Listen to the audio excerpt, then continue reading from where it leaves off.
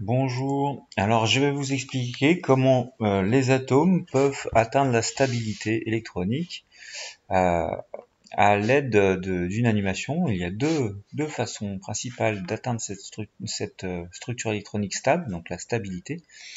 Soit quand ils en ont la possibilité se transformer en ions, la limite étant qu'on ne peut pas gagner plus de 2 électrons et en perdre plus de 3, soit en formant des liaisons covalentes et donc en formant des molécules. Donc on s'associe avec d'autres atomes pour former des partages d'électrons.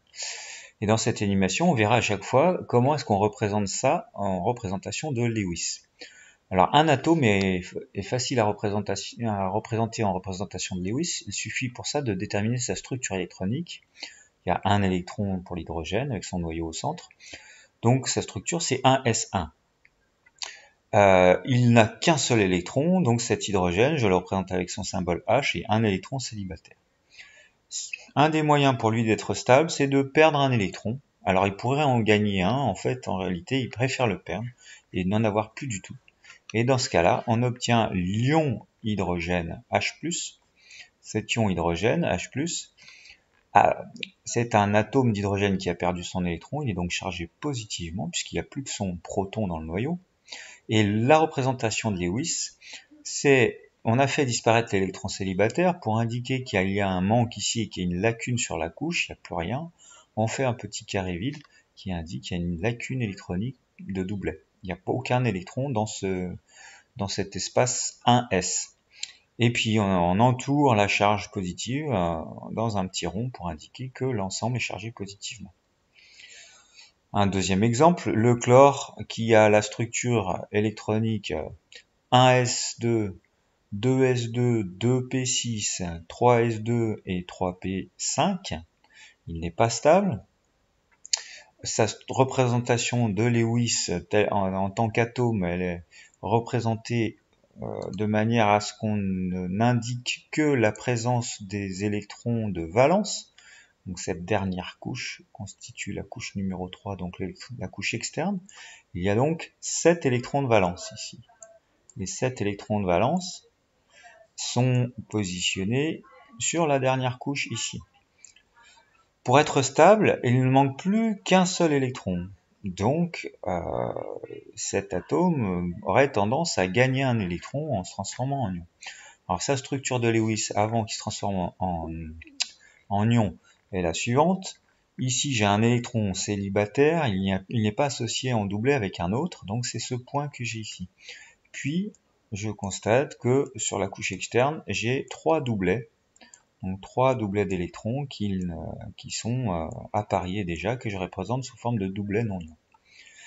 Cet atome va avoir tendance à gagner un électron, donc il y a un électron qui est arrivé ici, et donc dans ce cas, sa structure électronique va changer, et alors j'efface tout ça, la structure électronique va se transformer en 3p6 grâce à ce gain d'électrons ici, et on a d'un seul coup un doublet ici, cette fois-ci c'est plus un électron célibataire. Donc le petit point que j'avais se transforme en barre, et globalement l'ensemble est chargé négativement puisque je constate qu'il y a 8 électrons sur la couche externe, ici, alors qu'initialement il n'y en avait que 7, donc il y en a un de trop, donc c'est négatif, j'entoure la charge négative.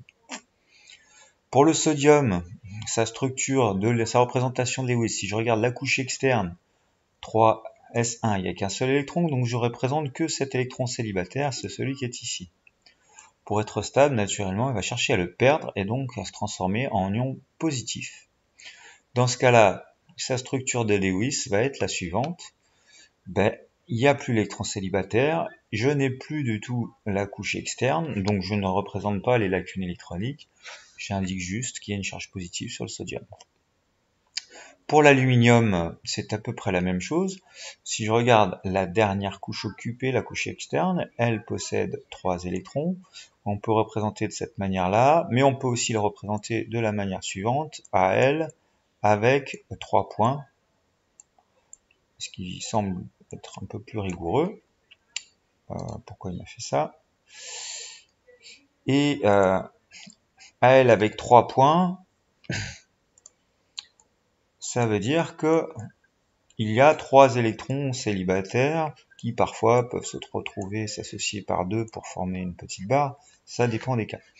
Alors, naturellement, cet aluminium, un moyen simple d'être stable, c'est de perdre ces 3 électrons célibataires. Donc, ces 3 électrons célibataires vont sortir, ils sont libérés, on se retrouve avec un défaut d'électrons, donc on a 3 charges positives en excès, donc ça donne Al3+. La couche externe n'existant plus, eh bien, je ne représente pas de lacune, plus je représente plus d'électrons célibataires, je ne vais pas représenter les doublets de cette couche numéro 2, puisque je m'intéresse qu'à la couche externe initiale. Et donc, je mets 3+, Al3+. Maintenant, comment se déroule l'association d'atomes pour former des liaisons covalentes? L'hydrogène procède, on l'a vu tout à l'heure, la représentation de Lewis H avec un point pour l'autre hydrogène. Plutôt que de perdre ou de gagner un électron, et pour pouvoir tendre à la structure électronique stable qui est 1s2, ils trouvent une autre astuce, ils vont se rapprocher et mettre en commun chacun de leurs électrons. Cette mise en commun va permettre aux électrons de tourner autour des 2 noyaux et donc d'occuper des places à la fois sur la couche 1s de l'hydrogène de gauche et sur la couche 1s de l'hydrogène de droite. Ce qui fait que les 2 structures électroniques sont complètes et stables pour chacun des 10 hydrogènes. Ce partage central est donc un doublet d'électrons, mais sauf que cette fois-ci, ce doublet d'électrons constitue une liaison entre 2 atomes. Donc on le représente sous forme de barre qui lie les 2 atomes, et non pas sous forme de barre autour qui serait un doublet non liant. Deuxième exemple, très classique, la molécule d'eau. On a la structure de l'oxygène qui n'est pas stable, il manque 2 électrons. Sa représentation de Lewis est la suivante. La couche externe, c'est la couche numéro 2. Cette couche externe, elle possède 6 électrons au total. Il en manque 2 pour être stable, donc cet atome d'oxygène va avoir 2 électrons célibataires pour former 2 liaisons avec des voisins. Mais sur les 6 électrons que j'avais, si j'en utilise 2, il m'en reste 4 qui ne servent pas à faire des liaisons, que je regroupe par doublet non liant. On me dit 2 doublets non liants, qui sont ici. Donc, j'ai 2 doublets non liants autour de l'oxygène, qui sont dans le même environnement, mais qui ne vont pas servir à faire la liaison. Et j'ai 2 électrons célibataires sous forme de petits points. Alors, le rapprochement est assez évident. Les hydrogènes vont venir de part et d'autre combler le petit défaut, le petit trou qu'il y avait, et pour former une structure stable, 2s2,2p6. Les structures électroniques de chacun des hydrogènes vont être à 1s2 aussi, puisque ces 2 électrons partagés tournent aussi autour de l'hydrogène et de l'oxygène. Donc tout le monde est content. J'ai une paire d'électrons qui sert à faire une liaison ici, c'est cette barre-là. Une paire d'électrons qui sert à faire une autre liaison avec l'hydrogène, c'est l'autre liaison covalente avec cette barre. Et les 2 doublets non liants. Voilà la structure de Lewis avec ces 2 liaisons covalentes et les 2 doublets non liants.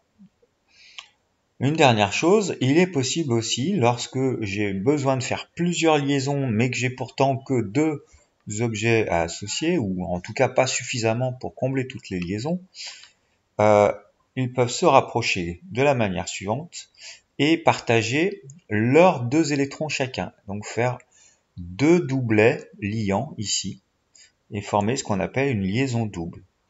Et je retrouve toujours les doublets non liants de chaque oxygène autour de chaque oxygène. Voilà pour la méthode.